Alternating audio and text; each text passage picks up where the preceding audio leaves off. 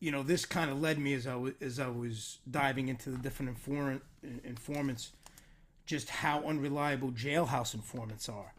I mean, it was crazy, some of the statistics. I went onto the website, the Innocence Project, and they had some really enlightening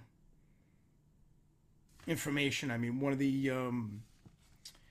the statistics was 159 number of exonerations, DNA and non-DNA, where jailhouse informants played a role. So that basically means 159 people were exonerated after DNA and non-DNA was introduced in some on an appeal or some kind of fight to prove that this poor person who was in jail, spending his life in jail, was innocent. And the reason why he was put in jail, one of the factors had to do with a jailhouse informant. So right off the bat, that person was lying. The jailhouse informant was lying.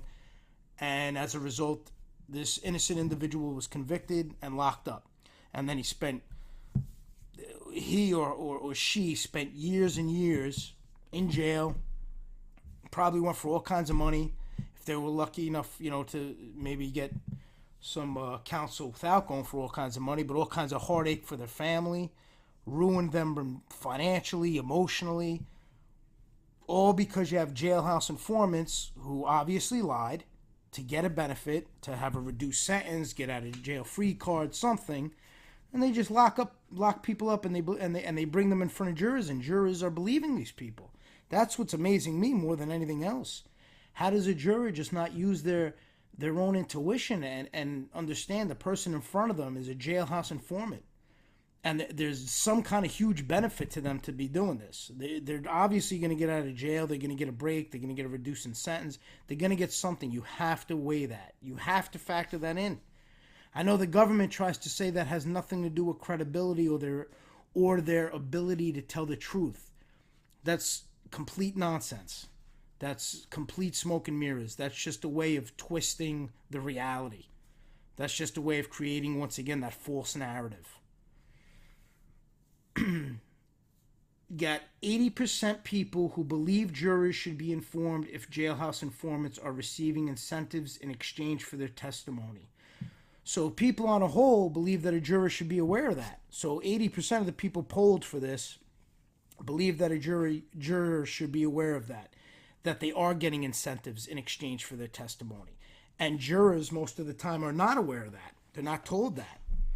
You would think that would be important. If you're putting somebody on the stand and you want somebody to believe them, you would feel it's vital to get all the facts on the table so they have a clear picture of what they're dealing with. So now the person's placed in front of them, you want to know, are they being incentive? Are they getting incentives? Are they getting benefits? Why are they here? Are they here truly just to tell the truth? Again, my personal opinion aside, is the person really looking to turn over a new leaf? Are they really looking to do some good in their eyes? Are they looking to try to clear their conscience? Is that the case? Or is it that they're getting all kinds of incentives, benefits, all kinds of breaks? Are they getting less time? All those things should be made aware. You cannot hide that from a jury.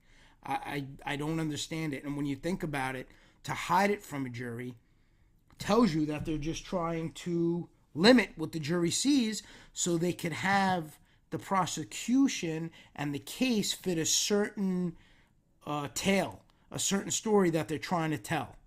And then you're limiting the defense in trying to fight that and trying to strategize, because now the defense has to figure out a way to overcome that without being able to discuss the truth.